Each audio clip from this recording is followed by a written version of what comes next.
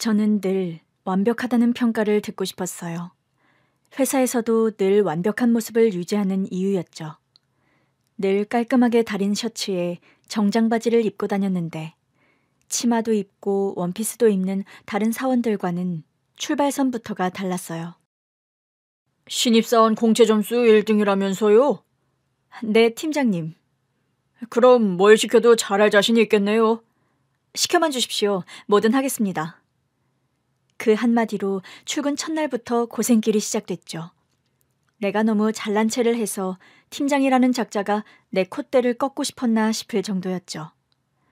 첫날부터 야근은 기본, 팀장님이 퇴근하기 전까지 퇴근은 꿈도 꿀 수 없었어요. 심지어는 팀장님이 퇴근해도 시킨 일이 남아서 제가 퇴근하지 못한 날도 많았죠. 그렇게 1시간도 못 자고 다시 출근하는 날이 많았지만 단 한 번도 머리카락 한 올도 삐져나오게 출근한 적은 없었어요. 일 외에 그 어떤 감정 낭비도 한 적 없었고요. 그 이상한 남자를 만나기 전까지는요. 대리님, 머리에는 뭘 바르시는 거예요? 지금 그게 왜 궁금하죠? 아니, 잔머리 한 올도 안 나오는 게 신기해서요. 저도 한번 사서 써볼까 하고요. 비밀이에요. 그러니까 그런 거 궁금해할 시간에 시킨 일이나 하세요. 우리 회사로 새로 들어온 신입사원이었는데 공채로 들어온 사원은 아니었어요. 중간에 특채로 들어왔다는데 어딘가 건방지고 게을러 보였죠. 하필 그 신입의 사수가 제가 됐는데 솔직히 너무 귀찮았어요. 할 일도 많은데 나보다 일 없는 사람들한테나 맡길 것이지 왜 내가 이런 일까지 해야 하나 싶더라고요. 그즈음 저는 최연소 과장 승진을 앞두고 있었거든요. 곧 과장으로 승진하신다는 소문이 있던데요. 진짜 빠른 거 아닌가요? 신입이 참 귀가 밝네요. 그래야 살아남죠. 누구한테 줄을 설 것인가? 하도 어이가 없어서 저도 모르게 콧방귀를 뀌었죠. 뭐예요? 실력으로는 영 자신이 없나 봐요? 아, 우리 대리님은 오직 실력으로만 올라오셨구나. 왜 비꼬는 걸로 들리죠? 그건 아닌데. 그렇게 아등바등 일만 하면 재밌나 싶어서요. 농담도 전혀 안 하시고. 머리에 뭐 바른 건지도 끝까지 안 알려주시고. 시중에 좋은 제품 많은데 왜 내가 쓰는 거에 이렇게 관심이 많죠? 그러니까요. 세상에 여자는 많은데 왜 자꾸 내 취향도 아닌 사람한테 눈길이 가나 모르겠네. 순간 이게 무슨 소린가 싶었어요. 최 사원, 지금 뭐라고 했어요? 그냥 이름 불러주시면 안 돼요? 여기가 뭐 미국이라도 됩니까? 우리 회사에는 직급이라는 게 있어요. 그러니까요. 확 폐지해버리고 싶네요. 이름 부르면 좋잖아요. 아니면 회사에서는 닉네임 부르는 것도 좋은 것 같아요. 회사 밖을 나가면 온전한 내 이름으로 사는 거죠. 이런 잔머리 한 올도 안 나오는 머리도 빗어서 풀어버리고 자유롭게. 내가 안 자유로워 보이나요? 네, 전혀요. 네가 내 인생에 대해서 뭘 알겠냐 싶어서 관뒀어요. 저는 미혼모의 딸이었대요. 너무 어릴 때라 그런지 기억이 없어서 그런가 보다 해요. 고아원을 나오면서 들었어요. 제가 3살 때 엄마가 병으로 돌아가시면서 제가 고아원에 왔다고 하더라고요. 엄마 혼자 저를 길렀고 가족은 물론 지인들과도 아예 연을 끄는 건지 저를 돌봐줄 사람이 아예 없었다고 해요. 저도 어릴 때는 해맑았어요. 고아원 친구들과 어울려 노는 것도 좋아했고요. 그런데 입양되어 떠나는 친구들을 볼 때마다 어떤 위기의식을 느꼈던 것 같아요. 어떤 애는 부잣집으로 간다고 했고 어떤 애는 외국으로 간다고 했어요. 초등학생 때 이상해서 고아원 선생님께 여쭤본 적도 있어요. 선생님, 저는 왜 입양 안 가요? 선생님은 난처한 듯 저를 보셨죠. 입양은 선택돼야 갈 수 있는 거야. 어떤 애들이 선택되는 건데요? 여러 이유가 있지. 입양은 운명 같은 거야. 운명? 사랑에 빠지는 것도 운명이라고 하거든. 입양도 그런 거야. 양부모가 너희들 중 누군가에게 운명처럼 사랑에 빠져야 가능한 거지. 조금 더 커서 그 말의 의미를 제 나름의 방식으로 해석해보니 그렇더라고요. 예쁘거나 어리거나 하자가 없는 애들이 아무래도 입양이 되기 좋았고, 그런 애들에게 양부모들은 사랑에 빠진다는 것을요. 내가 별로 예쁘지 않고 입양을 가기엔 나이도 많다는 것을 알게 되면서 한동안 울적할 때도 있었지만, 파양되어 돌아오는 애들을 보면서는 생각을 바꿨어요. 내 인생은 내가 책임져야 한다. 그때부터 공부에 매달렸어요. 저는 무조건 대학에 가겠다는 생각뿐이었어요. 밥을 굶더라도 반드시 좋은 대학 학위를 갖겠다는 생각이었죠. 그러니 20살 때부터 인생이 얼마나 어려웠겠어요. 대학도 다녀야지, 먹고 살 돈도 벌어야지. 그래도 머리를 잘 썼던 것 같아요. 좋은 대학에 갔더니 과외를 할 수 있더라고요. 물론 그 정도로는 만족할 수 없어서 과외 외에도 야간에는 편의점 아르바이트도 했어요. 야간에 편의점 아르바이트를 한 이유는 손님이 많지 않아 공부하기 좋다는 이유 때문이었죠. 어차피 집이라고 해봐야 작은 방 한 칸이었다 보니 차라리 넓은 편의점 안이 더 좋았어요. 집에서 공부하려면 전기세 들지, 보일러도 돌려야지, 눈만 뜨고 있어도 돈 나가는 소리가 들렸는데, 편의점은 알아서 불도 켜져 있고 목마르면 물도 마실 수 있고 돈 벌면서 공부할 수 있는 최적의 장소였어요. 물론 일도 열심히 했고요. 잘리면 안 되니까. 그렇게 대학 4년을 다 채우기 전에 대기업에 서류를 넣었는데 붙었어요. 면접도 한 번에 붙었고요. 주변에서 다들 독하다고 하더라고요. 근데 그게 마냥 좋은 의미는 아니었죠. 동기들도 다 벌레 취급하고 선배들도 그림자 취급하더니 결국 자기 힘으로 대기업 들어갔네. 그것도 한 번에. 안 그랬으면 쪽팔려서 못 살았을걸? 다행이지 뭐. 수군거리는 동기들 사이에서 모른 척하고 있는데 선배 하나가 다가와 그러더라고요. 축하한다. 넌 잘 될 줄 알았어. 네? 남들 말 신경 쓸 거 없어. 네가 앞서 나가는 게 배 아파서 저러는 거니까. 이제부터가 더 힘들 수도 있어. 가서 열심히 해. 감사합니다. 대학 다니는 내내 별로 존재감도 없었던 선배였는데 갑자기 축하 인사를 건네더라고요. 참 희한하다 싶으면서도 어쩌면 내 세상에 내 편이 한 명 정도는 있을 수도 있다는 걸 느꼈던 것 같아요. 그러나 그 선배의 말대로 대기업 신입 생활은 결코 녹록지 않았어요. 그 시간을 겨우 버텼다 했더니 기어오르는 신입도 만나게 됐고요. 내가 전혀 자유로워 보이지 않는다던 신입에게 딱 한마디만 해줬어요. 그래요. 난 나한테 자유를 줘본 적이 없어요. 줄 만한 상황도 없었고요. 근데 최 사원처럼 주제 파악 못하고 자유롭게 살았다가는 나중에는 정말 자유가 없을 거예요. 순간 그 신입의 얼굴이 처음으로 진지해지더라고요. 늘 능글맞게 굴길래 몰랐는데 표정이 없으니 꽤 날카로워 보이는 얼굴이더라고요. 희한하게도 그날부터 신입이 제 말을 잘 듣기 시작했어요. 진짜 위기의식이라도 느낀 건가 싶게요. 얼마 후 저는 과장으로 승진했어요. 덩달아 신입도 신나하더라고요. 저 이제 과장님 줄 제대로 타는 거 맞죠? 한동안 안 그런다 했더니 또 허튼 소리. 에이, 과장님이 저 끌고 가주셔야죠. 안 그러면 저 여기서 살아남아요. 저 정신 똑바로 차렸어요. 나중에 자유롭게 살기 위해서. 넌 왜 그렇게 자유를 좋아해? 자유가 뭐 밥 먹여주니? 필요할 때가 있을 것 같아서요. 나이는 동갑이었지만 입사 시기도 직위 차이도 있다 보니 자연스럽게 말을 놓게 됐어요. 사실 그쪽에서 자꾸 말을 놓으라고 하더라고요. 우리 동갑이다 아무리 말해도 저한테만 말을 놓으라는 거예요. 그때까지 회사 안에서 말로 온 사람이 없었거든요. 처음으로 말을 놨는데 의외로 편하더라고요.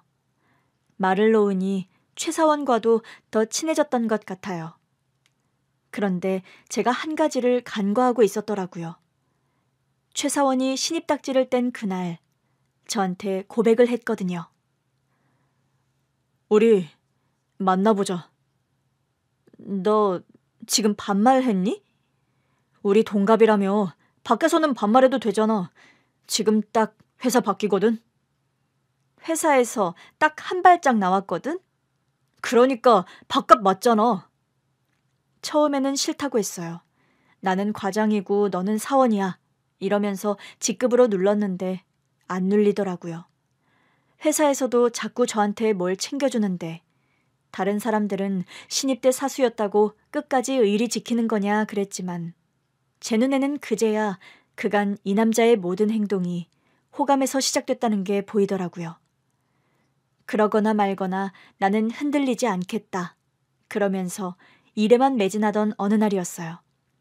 제가 급체를 한 거예요. 점심을 먹고 회사로 돌아왔는데 그때부터 식은땀이 줄줄 나더니 정신을 못 차리겠더라고요. 다들 약도 사다 주고 하는데 아무 효과가 없었어요. 아무래도 안 되겠다. 조퇴해라 그러는데 해야 할 일이 산더미였거든요. 그때였죠. 최 사원이 와서 내 손을 잡더라고요. 너무 아픈데도 이건 아니다 싶어서 뭐라고 했어요. 지금 뭐 하는 거야? 손 줘. 여기 회사 아니야. 손 주라고. 회사 안에서 손을 잡으면 어떡하냐고. 그런데 손을 뺄 힘은 또 없어서 이러지도 저러지도 못하고 있는데 그 사람이 제 손에 실을 둘둘 감더니 바늘을 들이미는 겁니다. 야, 너 뭐 하는 거야?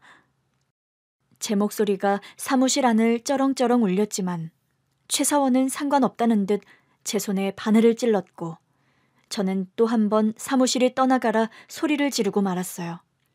제 비명이 끝나자 순식간에 사무실 안이 조용해지더라고요. 그 정막 속에서 제 입에서 차마 들어주기 힘든 소리가 나오고 말았죠. 바로 트림이요. 어머! 해놓고도 놀라서 제 입을 막았는데 최 사원이 아무렇지도 않다는 듯 미소를 짓더라고요. 됐다. 어때요? 괜찮죠? 어떻게 한 거야? 갑자기 뭐가 싹 내려가는 것 같아. 내가 어릴 때 잘 체했거든. 그때마다 우리 할머니가 이렇게 손을 따주셨어. 우리 엄마는 비위생적이라며 끔찍이 싫어했지만. 효과는 확실한데? 지금껏 손 안 따봤어? 따주는 사람이 없었어. 앞으론 내가 따주면 되겠네. 우리는 그 사무실 안에 사람이 얼마나 많은지도 잊은 채 둘이 있을 때의 말투로 대화를 나누고 말았고 사귀기도 전부터 사내 연애 커플로 도장을 찍고 말았습니다. 결국 그와 사귀게 됐어요. 같이 있다 보면 한 번씩 그날의 이야기가 다시 나오곤 했죠. 근데 나 트림할 때 냄새 나지 않았어? 너무 기뻐서 못 맡았어. 뭐가 그렇게 기쁜데? 그때 내가 얼마나 걱정한 줄 알아? 그냥 조퇴하고 가서 쉬지도 않고 얼굴은 새하얗게 질려서는 일한다고 버텼잖아. 결국 손 따줘서 일도 다 하고 좋았지 뭐. 나는 지금도 의심이 가. 뭐가? 내가 너의 일을 효율적으로 할 수 있게 도와줘서 점수 준 거지? 내가 아무리 뭘 사다 바쳐도 안 받아주더니 손 따서 일할 수 있게 도우니까 받아줬잖아. 내 인생에 도움이 되는 인간이구나 싶어서? 저의 이런 냉철한 태도에도 남자친구는 제가 귀엽다고 했어요. 처음에는 어이없어서 콧방귀만 뀌었는데 자꾸 귀엽다고 하니까 조금씩 귀여워지는 것도 같고 저 자신이 자꾸 변하더라고요. 제가 변하는 걸 경계하며 남자친구와 거리를 두려고 한 적도 있어요. 그런 저에게 남자친구가 확신을 주더라고요. 넌 나랑 살게 될 거야. 그러면 지금처럼 너 혼자 아등바등할 필요 없어질 거고. 나 고아야. 고아 며느리 좋아하는 집 있어? 그래, 그래서 나도 자유가 필요했던 거야. 덕분에 일 잘 배웠어. 그게 무슨 소리야? 네 덕분에 나 빨리 경영진에 합류하게 됐어. 경영진이라니? 이 회사, 우리 할아버지 회사야. 뭐? 그냥 신입사원이라고 생각해서 내가 좋다고 하니까 모든 걸 다 얘기했었거든요. 내가 왜 이렇게 아등바등 살아야 했는지, 아무리 남자친구가 좋아도 내 일을 포기할 수 없는 이유도 다 설명했었어요. 그러니 내가 가끔 너무 매몰차 보이더라도 이해해달라고요. 나는 사는 게 늘 빠듯해서 다른 사람들처럼 여유가 없다고요. 그런데 남자친구가 회사 오너 일가였던 거예요. 너무 당황해서 한동안 남자친구를 피해 다녔었어요. 제가 생각한 미래와 달랐거든요. 저는 남자친구와 둘이 돈 모아서 차근차근 집도 늘려가고 아이도 낳는 미래를 꿈꿨었어요. 그런데 남자친구는 모든 게 다 주어진 상황에서 시작하는 사람이었던 거예요. 그렇다면 내 짝은 아닐 수도 있다는 생각이 들더라고요. 그런 제 마음을 파악한 남자친구가 저를 붙들고 말했어요.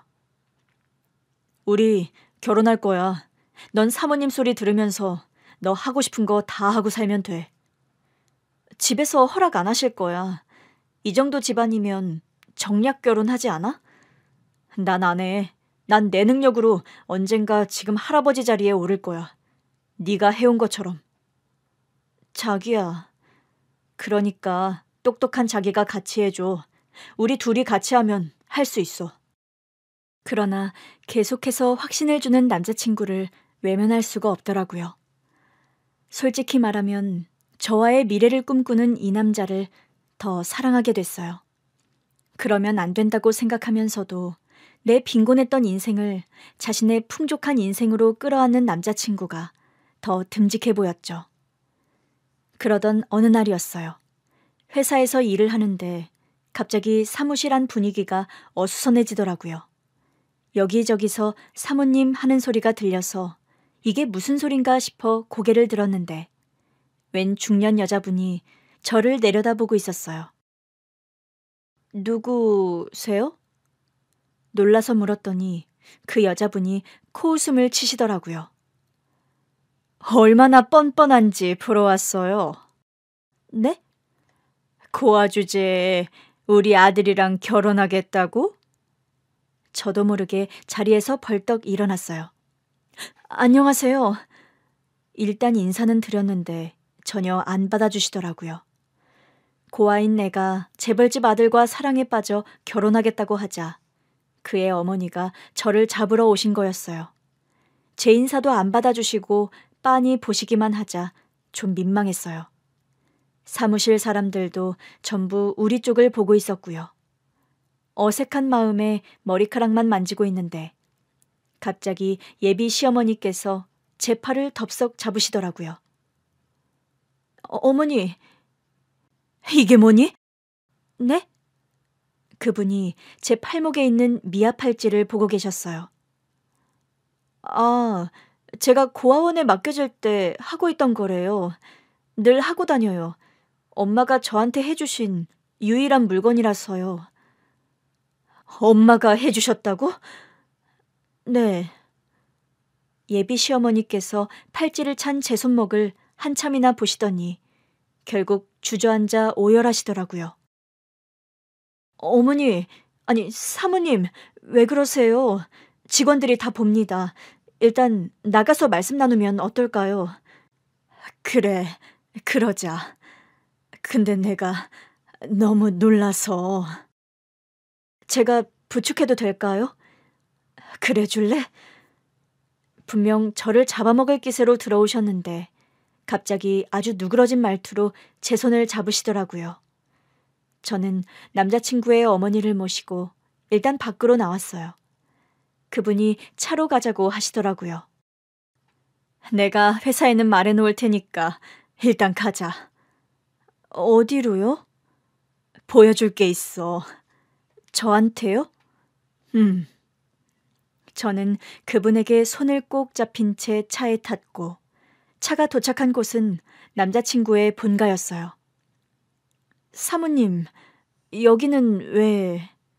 아까는 어머님이라더니 이젠 또 사모님이야? 아, 그게 남자친구 어머니시니까 저도 모르게 자꾸 어머니라고 부르나 봐요. 죄송합니다. 어머니라고 해. 내 아들 여자친구인데 사모님은 좀 그렇잖아? 네? 들어가자. 근데 들어가도 될까요? 여긴 내 집이야. 어머니, 아버님 계신 진짜 본가는 따로 있어. 들어가자. 시어머니께서는 잠깐 기다리라고 하시더니 방으로 들어가셨어요. 이러지도 저러지도 못하고 있는데 일하시는 분이 안내해 주시더라고요. 편히 앉아 계세요. 혹시 음료는 뭐로 준비해 드릴까요? 네? 그래도 어머님이 나오셔야. 사모님께서 미리 준비해 드리라고 하셨어요. 마침 오전에 사모님이 좋아하시는 제과점에서 쿠키를 들여왔는데 커피랑 같이 내올까요? 그럼 어머님 것도 같이 준비 좀 부탁드려요. 예, 알겠습니다. 편한 자리에 앉아 계세요. 마음 편히 먹으셔도 될 것 같아요. 네? 우리 사모님이 절대 누굴 집에 들이시는 분이 아니거든요. 보통 손님은 본가 가서 맞으시니까 이 집은 사모님이 허락한 사람 외에는 들어올 수가 없어요. 아, 그래요? 저를 안심시켜 주시는 가정부 아주머니께 감사했어요. 그러나 마음이 초조한 건 어쩔 수가 없더라고요. 남자친구에게 메시지라도 보내놓을까 했지만 괜한 걱정만 시킬 것 같아 그만뒀어요. 그때였죠. 시어머니께서 작은 보석함을 들고 나오시더라고요. 내가 애지중지하는 거야. 아, 그러면서 제 앞에 내려놓으시는 겁니다. 열어볼래? 제가 열어도 돼요? 응, 네가 열어야 해. 갑자기 이게 무슨 상황인가 싶었지만 일단 보석함을 열어봤어요. 그리고 화들짝 놀랄 수밖에 없었죠. 어머님이 이걸 어떻게 갖고 계세요? 너도 놀랐지? 보고도 믿을 수가 없더라고요. 그건 내가 세상에서 가장 아끼고 좋아했던 친구와 나눠 가졌던 거야. 네? 내가 해준 거였어. 은으로 만든 거였지. 설마... 아무래도 네 엄마가 내가 찾던 그 친구였나 봐. 예비 시어머니께서 보여주신 것은 제가 팔에 차고 있던 것과 똑같은 팔찌였습니다. 흔하지 않은 디자인이라 한눈에도 제 것과 같다는 걸 알 수 있었어요. 내가 가족여행으로 외국에 갔다가 현지 장인이 만들었다는 가게에서 사온 거거든. 이 지구상에 딱 2개 있는 거라고 했었어. 저희 엄마는 가난한 미혼모셨어요. 사모님 같은 재벌을 만났을 리가 없잖아요. 더더구나 아주 친한 친구였다니. 우리 친정도 재벌이었는데 외할아버지께서 창업 주셨어. 가난한 시골 농부 아들로 태어나 자수성가하신 분이었지. 그래서 할아버지는 우리가 재벌가 자식이라는 이유로 특별한 공부를 해야 한다고 생각하지 않으셨대. 그래서 나도 일반 고등학교에 진학했었거든. 그때 너희 엄마를 만난 거지. 정말요? 이 팔찌가 정말 너희 엄마 것이었다면 분명해. 내가 그 고등학교를 2학년 1학기까지 다녔거든. 그즈음 외할아버지가 돌아가셨는데 엄마가 바로 나를 사립고로 옮겼어. 그러면서 네 엄마랑 헤어졌지. 아직 믿기진 않아요. 그렇겠지. 나도 아주 얼떨떨하단다. 그런데 그 팔찌는 말이야. 내가 이만큼 살아오면서 같은 걸 한 번도 본 적이 없어. 내가 너희 엄마를 얼마나 찾아 헤맸는데 길 갈 때마다 오가는 사람들의 팔목만 쳐다보고 다닌 적도 있어. 우리끼리 약속했거든. 어떤 약속이요? 절대, 평생 이 팔찌를 잃어버리지 않겠다고. 재벌집 사모님인 예비 시어머니께서 우리 엄마와 절친한 사이였다니 놀랍더라고요. 고아원에서도 의아했대요. 어른 팔찌로 보이는 게 제 손목에 2번 감겨 있었다고 하더라고요. 너희 엄마가 내 약속을 기억했나 보구나. 그럼 어머니께서 전학 가시면서 연락이 끊겼던 거예요? 집에서 일반고에서 알던 친구들이랑은 더는 연락하지 못하게 했어.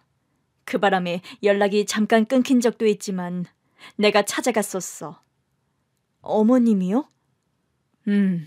너무 보고 싶어서 집안 사람들 눈피해서 찾아갔다가 걸려서 붙들려 간 적도 있었지. 로미오와 줄리엣이 따로 없었다니까. 저희 엄마가 왜 그렇게 좋으셨어요? 내가 네 엄마 덕분에 목숨을 구했다는 거 아니니. 3살 때 고아원에 갔으면 엄마에 대한 기억이 전혀 없겠네. 네. 너희 엄마 수영 선수였어. 네? 수영을 얼마나 잘했는지 몰라. 학교에 수영장이 있어서 체육 시간에 수영도 배웠거든. 그때마다 네 엄마가 체육 보조교사나 다름없었어. 체육 선생님보다 수영을 더 잘 가르쳤으니까. 와, 우리 엄마를 아는 분이 있다니 너무 신기해요. 혹시 아빠에 대해서는 전혀 모르니? 엄마가 미혼모셨다고만 들었어요. 예비 시어머니께서 한숨을 내쉬셨어요. 도대체 뭐가 어떻게 됐던 걸까? 수영 잘하고 내 목숨까지 구해준 소중한 친구였는데. 우리 엄마가 목숨을 구해줬다고요? 내가 물공포증이 있었거든. 체육 점수도 받아야 하니까 물에 들어가긴 했는데 들어가자마자 정신이 아득해지더니 물속으로 꼬르륵 잠긴 거야. 근데 애들이 좀 많아. 아무도 모르는 눈치였어. 물에 잠겨서는 저 앞에 있는 애라도 잡으려고 했는데 손에 안 닿더라고. 너무 무서워서 물속에서 발버둥은 쳤는데 아무도 못 보는 거야. 그렇게 공포 속에서 정신을 잃어가는데 갑자기 누군가가 나를 낚아채더라고. 그때 정신을 잃었어. 눈을 떠보니 네 엄마 나한테 심폐소생술을 하고 있더라고. 그때 본 네 엄마는 말이야. 영웅 같았어. 원래도 수영 잘하는 거 보면서 멋있다 했었는데 그 애가 내 목숨을 구해줬으니 내가 안 반하고 배겨. 같은 여자인데도 그렇게 멋있었어요? 넌 기억 못하겠지만 네 엄마가 어깨도 그냥 떡 벌어져서는 키도 컸다. 그러고 보니 너도 키가 큰 편이네. 아, 정말요? 엄마가 키가 컸어요? 크다마다. 걔가 날 구해준 다음에 교실까지 부축도 해줬는데 내가 네 엄마 어깨에 닿았나 그래. 네 키도 그 정도 같은데? 어머, 그렇네요. 아까 부축했을 때. 맞아. 마침 고교 시절에 네 엄마한테 다시 부축받는 기분이었어. 그래서 갑자기 누그러지셨구나. 무섭게 들어오셨는데 갑자기 따뜻하게 대해주셔서 이게 무슨 일인가 싶었거든요. 네 엄마를 평생 그리워했어. 꿈에라도 한번 볼까. 도대체 어디서 살고 있는 걸까. 늘 애달팠지. 네 엄마가 갑자기 연락이 뚝 끊겼거든. 우리 집에서 일반고 다닐 때 애들이랑 연락하지 못하게는 했지만 네 엄마 집 번호는 내가 외우고 있었어. 그런데 어느 날 너희 엄마 집에 연락했더니 네 엄마가 연을 끊고 나갔다면서 다시는 연락하지 말라고 화를 내시더라고. 저희 엄마 집이라면 저희 외할머니가 계셨던 걸까요? 어머, 그랬겠다. 아, 가엾기도 하지. 가족들이랑 전혀 모르고 살았으니 얼마나 외로웠을까. 덕분에 이악 물고 이만큼 살았죠 뭐. 그렇게 살다 보니까 남자친구도 만나게 됐고요. 오해 없으셨으면 좋겠어요.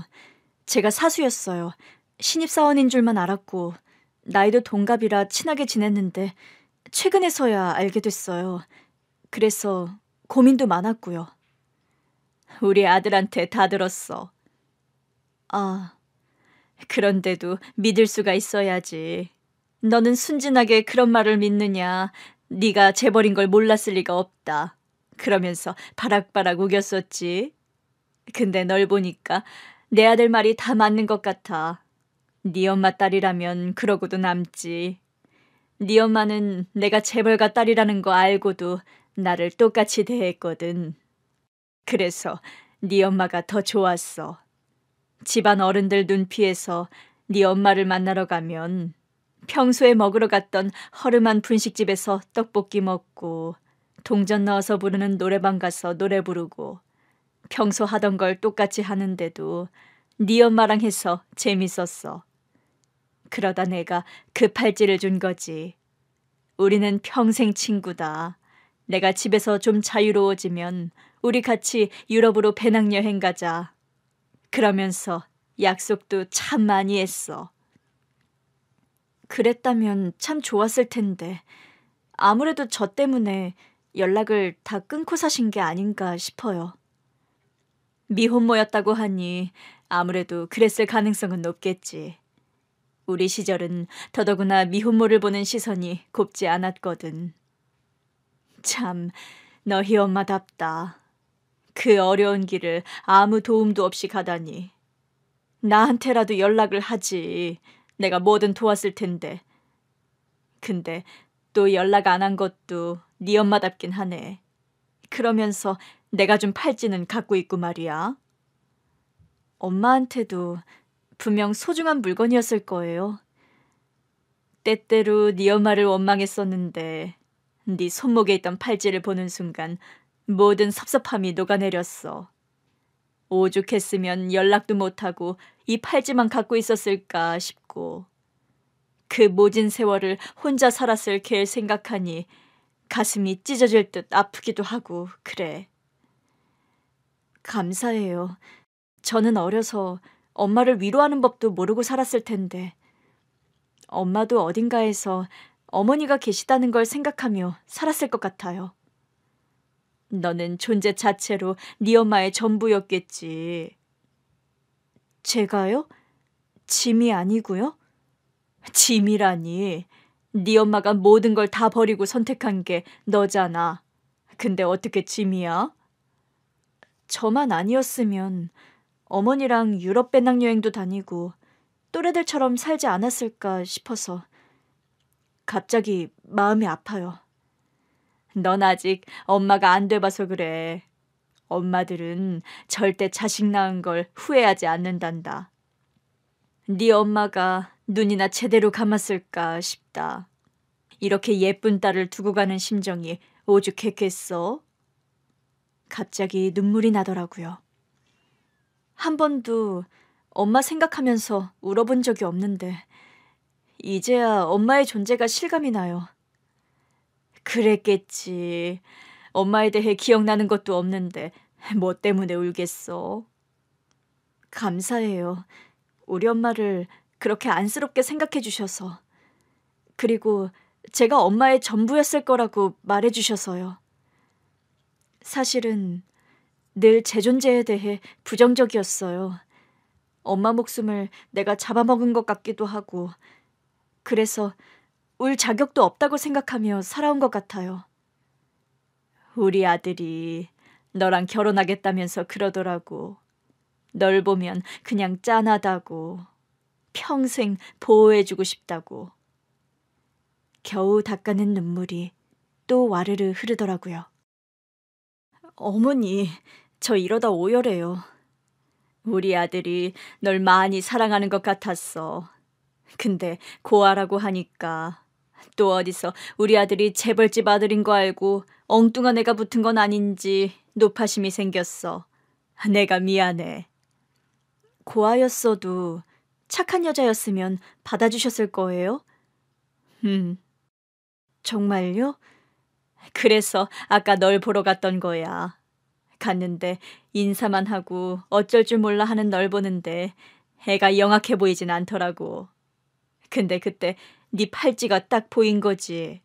순간 어찌나 당황스럽던지. 저 팔찌가 왜 이 젊은 아가씨 팔목에 있나 싶고 어디서 주운 건가까지 생각했다니까. 근데 가만 보니까 네 엄마랑 너무 닮은 거야. 그때부터는 머리가 다 어지럽더라고. 우리 아들 말이 네가 고아라고 했으니 네가 내 친구의 딸이라면 내 친구는 이미 저 세상 사람이라는 거잖아. 그래서 주저앉으셨던 거예요? 나는 그래도 살다 보면 한 번은 만날 줄 알았거든. 많이 놀라셨겠네요. 죄송해요.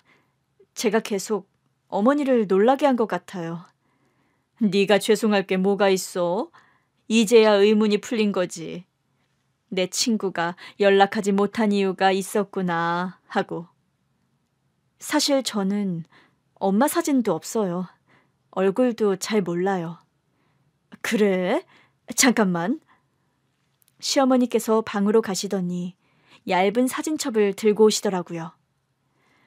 우리 집에서 하도 일반 곳대 친구들을 못 만나게 해서 겨우 하나 건진 사진. 하나요? 행여나 상할까봐 사진첩 한가운데다 딱 붙여놨어. 시어머니께서 사진첩을 펼치셨는데 정말 사진이 딱 한 장뿐이더라고요.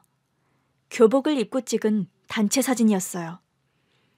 수학여행 갔을 때 원래는 너희 엄마랑 둘이 찍은 사진도 있었는데 우리 엄마한테 걸려서 다 태워지고 겨우 이거 하나 남았어. 여기 있다. 이 친구가 너희 엄마. 시어머니께서 손끝으로 한 소녀를 가리키셨어요. 정말 혼자 키가 멀대같이 큰 여자가 끝에 서 있더라고요. 어머, 진짜 키가 컸네요. 넌 잘 모르겠지? 지금 너랑 똑같이 생겼어. 그런 것도 같고. 역시 본인은 잘 모르네. 똑같아. 그날 저녁 남자친구가 허겁지겁 뛰어들어오더라고요. 저는 예비 시어머니 덕분에 처음으로 농땡이라는 걸 피워봤어요. 나 어떡해? 우리 엄마가 뭐라고 했지? 근데 왜 지금까지 그걸 듣고 있었어? 그게 아니라 나 태어나서 처음 농땡이 피워보거든? 근데 너무 재밌어. 뭐? 아들, 너는 대체 날 뭘로 보는 거니? 엄마, 아니 이건 반칙이죠. 저도 없이 이 사람만 부르는 건 안 되는 거죠. 뭐가 안 돼? 내가 내 며느리 좀 따로 보겠다는데. 아무리 그래도. 잠깐, 엄마 지금 뭐라고 했어요? 며느리?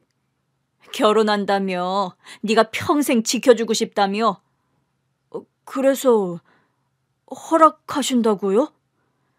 네 아버지가 빨리 돌아가신 게 늘 적적했는데 이제 보니 이런 날을 대비한 하늘의 뜻이었나 싶기도 하다. 네 아버지가 살아계셨으면 어림도 없는 일이었겠지. 근데 나는 이 결혼 찬성이야. 엄마, 정말? 그래, 네 아버지가 안 계셔서 처음으로 다행이다 싶다. 나는 얘를 내 며느리로 데리고 살아야겠어. 그러면서 시어머니께서 제 손을 잡으시자 남자친구 눈이 휘둥그레지더라고요. 엄마, 왜 내 아내를 엄마가 데리고 살아요? 내 딸처럼 내가 아껴주려고 그런다. 왜? 우리 여기 들어와 살라고요? 우리 며느리는 좋다는데? 말도 안 돼. 엄마가 결혼 허락하는 대신 시집살이 하라고 한 거 아니에요. 아들, 나는 네 아빠 먼저 보내고 이 집에서 혼자 사는 걸 아주 좋아했던 사람이야. 너희 할아버지 댁처럼 매번 드나드는 손님 맞을 필요도 없지. 내 취향으로 집도 다 꾸밀 수 있지. 너희 아버지가 먼저 가신 건 슬펐어도 독립해서 따로 사는 게 얼마나 좋았는데. 근데 왜 갑자기 같이 살자고 하시는 건데요? 저도 이미 분가해서 사는 게 더 익숙하거든요. 그래도 같이 살자. 너 때문이 아니라 네 와이프 때문에. 내가 다 챙겨주고 싶어서 그래. 아니, 그래도 신혼일 때는. 알겠어. 그럼 둘이 다시 얘기해봐. 시어머니께서 살짝 삐치신 것 같더라고요. 그래서 제가 남자친구를 데리고 일단 정원으로 나왔어요. 자기야, 눈치 좀 챙겨야지, 어? 분위기 좋은데 왜 이래? 그래도 감당 못할 약속은 하면 안 되지. 난 자기 시집살이 절대 못 시켜. 가뜩이나 고생하며 살았는데 그럴 순 없지. 어머니가 내가 딸 같대. 아니, 갑자기 이게 무슨 일이야? 우리 엄마 분명 마음에 안 들어 하셨는데. 뒤늦게 알았어. 엄마가 사무실에 찾아가셨다며. 아까는 나도 좀 놀라긴 했지. 분위기가 이상했다던데. 내가 놀랄만한 이야기 들려줄까? 남자친구에게 모든 이야기를 들려주자 남자친구도 정말 깜짝 놀라더라고요. 그게 사실이야? 우리 엄마랑 장모님이 그렇게 친한 사이였다고? 사진도 보여주셨어. 나랑 똑같대. 이 팔찌 때문에 알아보셨다고? 자기가 맨날 하고 다니던 거잖아. 이 팔찌가 어머니가 우리 엄마한테 주셨던 거래. 외국으로 가족여행 갔다가 산 거라 똑같은 디자인을 보신 적도 없대. 진짜 신기하다. 아무래도 자기가 어머니 취향을 닮았나 봐. 나 좋다고 쫓아다녔잖아. 우리 엄마가 장모님을 쫓아다녔대? 너무 멋있었대. 어머니 덕분에 우리 엄마가 수영선수였다는 것도 알게 됐어. 남자친구가 갑자기 저를 꽉 안아주더라고요. 정말 신기한 인연이다.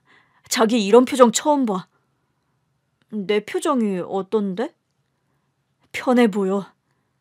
내가 지금까지 안 편해 보였어? 난 자기랑 있을 때 늘 편했는데? 일할 때보다는 편해 보였지. 근데 늘 뭔가 쫓기는 사람 같았거든. 내가 그걸 못 채워주나 싶어서 결혼도 하고 싶었어. 나랑 결혼해서 살면 당신이 좀 더 편해질까 싶어서. 근데 오늘 보니까 이제야 좀 알겠다. 뭘? 자기의 뿌리를 모르는 게 불안했을 수도 있겠다 싶어서. 장모님 얘기 듣고 난 모습이 진짜 편해 보인다. 남자친구의 말을 듣는데 그런 것도 같더라고요. 나는 내가 누구인지 늘 궁금했거든. 가끔 거울을 보면서 내 얼굴은 누굴 닮았을까 생각도 해봤는데 아무것도 모르잖아. 알 방법이 없더라고. 근데 오늘 어머니 덕분에 학창시절 엄마 얼굴도 보게 되고 엄마가 수영을 잘했다는 것도 알게 됐어. 자기는 내 인생의 행운인 것 같아. 솔직히 내가 자기한테 도움이 될까 싶어서 계속 마음이 왔다 갔다 했는데 나 그냥 욕심낼래. 자기 붙잡을래. 자기가 나 가르쳤잖아. 근데 왜 나한테 도움이 될까 고민을 해? 나는 재벌도 아니고 자기가 높이 올라가려면 정략결혼 같은 게 더 맞을 거 아니야. 아버지 돌아가시고 후계구도에서 많이 밀렸어. 그렇다고 정략결혼을 하고 싶지도 않았어. 그건 우리 엄마 뜻.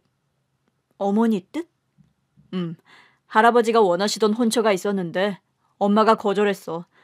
어차피 우리 아버지 돌아가셔서 후계 순위가 높지도 않을 텐데 내 아들 결혼에 신경 쓰지 마시라고 하더라고. 우리 엄마가 대단해 보였어. 할아버지 댁에 같이 사실 때는 조용하셨거든. 어머니도 스트레스가 많으셨겠지. 나랑 둘이 있을 때는 밝고 재밌는 분이셨는데 식구들 앞에서는 한 말씀도 하신 적이 없어. 워낙 말 많고 탈 많은 집안이라 그랬나 봐. 어머니는 이제야 자유를 좀 찾으셨구나. 지금 이 집에서의 삶에 아주 만족하고 계셔. 그래서 난 엄마가 처음부터 자기를 부정적으로 볼 거라곤 생각도 못했던 것 같아. 어머니 입장에선 그러실 수 있지. 근데 꼭 반대할 마음으로 날 찾아오셨던 건 아니래. 혹여나 자기가 재벌가 아들이니까 알고 계획적으로 접근한 건 아닌가 싶어서 확인하려고 오셨다고 하더라고. 내가 그렇게 야근 애가 아닌 것 같아서 안도하셨었나 봐. 진짜 스트레스였는데 장모님 덕분에 살았다. 멀리 돌아갈 길을 지름길로 가게 된 것 같아. 그러게. 나한테 엄마는 나를 낳아주고 이 세상에 사라진 의문의 사람이었는데 이제 와보니 내 결혼까지 척척 진행해 주시네?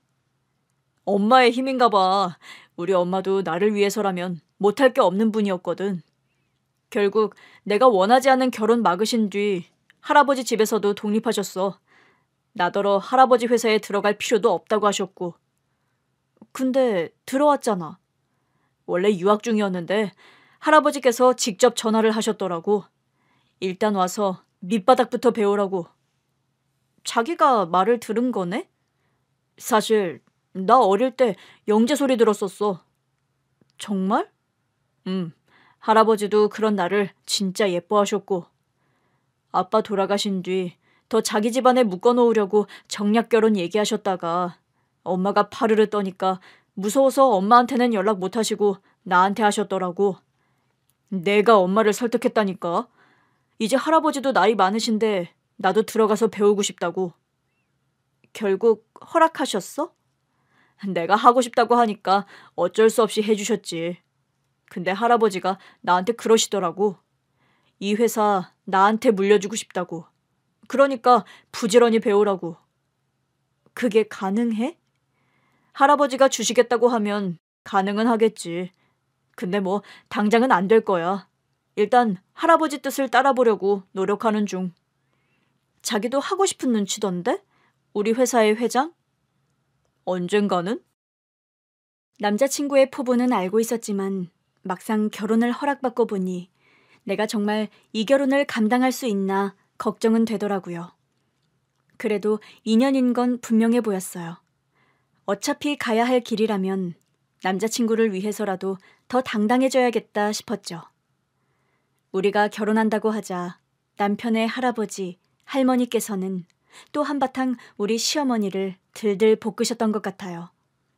말이 아예 안 통했던 건지 저한테 직접 회장님의 호출이 오기도 했어요. 처음으로 VIP 엘리베이터를 타고 회장실로 가는데 사지가 다 덜덜 떨리더라고요. 안녕하세요. 앉아라. 네. 심장이 쪼그라드는 기분을 느끼며 앉았어요.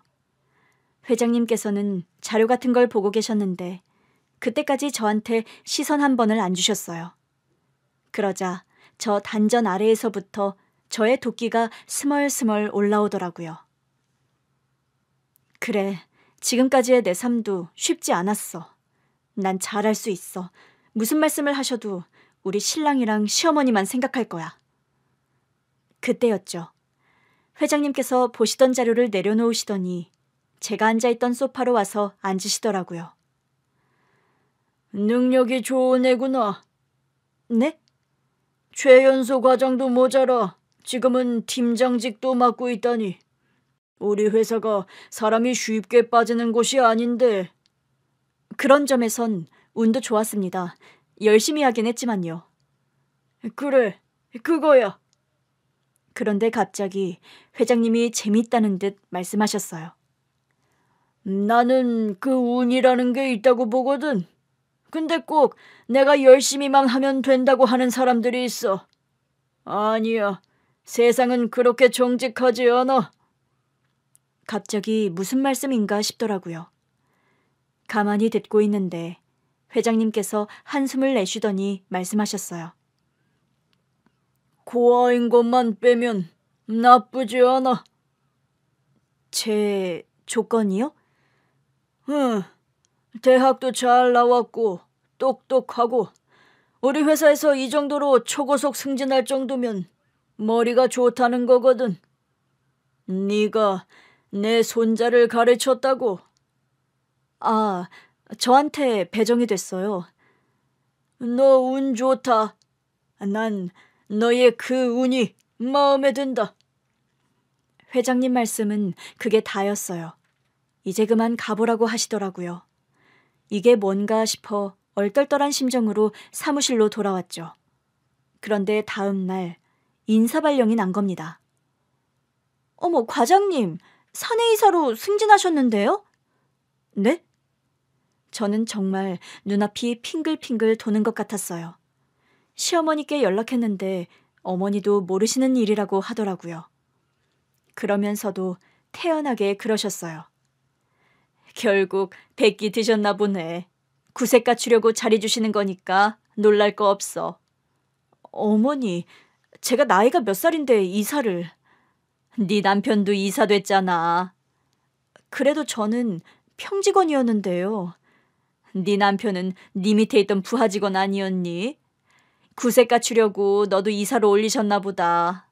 그래도 할아버지가 네가 마음에 드셨나 보다. 여자가 일하는 거 별로 안 좋아하시던 분인데. 그럼 저는 계속 일해도 되는 거예요? 네 남편이랑 같이 하라고 똑같은 자리에 올려주신 것 같은데. 아휴, 또 전화기에 불나겠네. 네? 왜요? 이 집안 사람들이 가만히 있겠니? 아무튼 그건 내가 처리할 테니까 너무 놀랄 거 없어. 너 벌써 놀랐다가는 이 집안에서 못 버틴다. 어머니, 저 무서워요. 갑자기 인생 역전된 것 같고 이상해요. 인생 역전 맞지 뭐. 걱정할 거 없어. 나도 있고 네 신랑도 있잖아. 넌 우리가 지킬 거니까 자리 바뀌었다고 너무 긴장할 것도 없어. 조금만 자기 눈에 안 차면 내쫓아버리는 게 그 영감탱이 신보니까. 오히려 네가 실력껏 올라온 것보다 훨씬 치사하고 더러운 꼴도 보게 될 거야. 그래도 상관없다고 생각하고 살아. 그런 자리 없어도 너희들은 평생 먹고 사는데 아무 지장 없으니까. 여차저차 하면 다 같이 외국으로 뜨자. 그놈의 집안이 우리 가족한테 계속 영향력 끼치면서 치대는 거 지겹다, 지겨워. 정말이지 재벌들의 생각은 제 머리로는 따라갈 수가 없더라고요. 결혼식도 어찌나 성대하게 치렀는지 우리 부부의 의사 같은 건 조금도 반영되지 않았어요. 그때도 시어머니께서는 그냥 한 번만 참으라고 하시더라고요. 어차피 할아버님 고집 못 꺾는다고요. 그런 절차상의 불편함, 괴로움, 놀랄만한 일이 끊임없이 일어나긴 했어도 남편과의 결혼은 좋았어요. 시어머니 댁에서 2층을 우리 부부가 쓰며 살았는데 시어머니는 정말 저를 친딸처럼 아껴주셨어요. 어머, 너 열나는데? 오늘 회사 가지 마. 중요한 회의가 있어서요. 얘는 네가 아직도 뭐 혈혈단신 뛰어다녀야 하는 평직원인 줄 알아? 너 재벌가 며느리야. 일 안 해도 될 텐데 왜 계속하려고 그래? 제가 잘하는 게 우리 신랑 미래에 도움이 될 것 같아서요. 할아버님께 점수도 더 딸 수 있을 것 같고요. 어머니 아들이요. 꿈이 회장이에요. 뭐? 우리 아들이? 네, 그 사람 포부가 엄청나요. 그래서 저도 최대한 같이 하려고요. 난 우리 아들이 그런 꿈을 가졌는지 몰랐네. 그런 애한테 후계 구도에서 빠져도 된다고 했으니. 어차피 누구 말도 안 듣던데요. 결국 자기 발로 할아버님 회사에 들어간 거잖아요. 하긴 그렇긴 해. 내가 그렇게 연을 끊고 살고 싶다고 했는데도 안 됐더라. 근데 저는 남편이 포부가 있어서 좋아요. 저는 제가 혼자 살아남아야 해서 워커홀릭이 된 줄 알았는데 그냥 태생이 일을 좋아하는 사람 같아요. 좋아하는 일을 하니까 힘들지도 않고요. 할아버님 자주 뵙는데도 이젠 불편하지도 않아요. 요즘은 저한테 은근히 맛있는 것도 사주시고 저랑 얘기하는 것도 좋아하시는 것 같아요. 그래? 그 노인네가 웬일이래? 어쩐지 나한테도 사람 통해서 선물을 보냈더라니. 무슨 선물이요? 어디서 들어온 귀한 보석이라는데 시어머니 거랑 내 걸 사왔다고 하시더라고. 그러면서 시어머니 입꼬리가 실룩실룩 하더라고요. 은근히 좋으시구나 싶어서 웃음이 나던 그때였어요. 아가, 너한테 하나 묻고 싶은 게 있는데. 저한테요? 뭔데요? 사실 내가 너희 외가를 찾았어. 네? 전에 번호 갖고 있었다고 했잖아. 그래서 너희 외가를 찾았는데 외할머니랑 외할아버지는 돌아가신 것 같고 이모들이 있더라고. 혹시 만나보고 싶니? 생각지도 못한 질문에 한동안 대답을 못했어요. 근데 어머니, 잘 모르겠어요. 그래? 네. 사실 저도 어머니께서 엄마 집 전화번호를 외우고 있다고 하셨을 때 잠깐 생각은 했었거든요. 그럼 혹시 그분들을 찾을 수 있는 건가 하고요. 근데 금세 잊었어요. 결국 저를 찾지 않으셨던 거잖아요.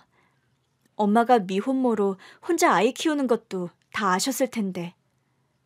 엄마가 돌아가신 건 아시겠죠? 그건 알겠지. 그런데도 저를 안 찾았다면 그분들에게도 제가 아픈 존재일 수도 있잖아요. 그냥 저는 이렇게 어머니랑 우리 신랑이랑 가족이 된 것만으로도 좋아요. 충분히 행복해요. 혹시라도 나중에 생각이 바뀌면 언제든 만나보자. 나랑 같이. 네, 그냥 마음이 가는 대로 해볼게요. 그 후 아이를 갖고 출산하면서 한동안 회사 일을 쉬기도 했지만 저는 지금도 남편과 함께 워킹맘으로 살고 있습니다. 사실상 아이들은 어머니가 다 키워주고 계세요. 저는 죄송한데 시어머니께서 정말 괜찮다면서 본가 할아버님 말씀을 하시더라고요.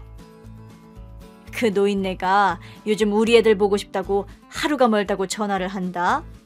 내가 콧대 높게 구는 재미에 빠져 있어. 우리 부부와 애들을 매개로 두 분은 여전히 애들처럼 기싸움을 하세요. 예전에는 위태로워 보였는데 이제는 미운정이 무섭다더니 하고 웃고 말아요. 이제 우리가 진짜 가족이 되었다는 방증이겠죠.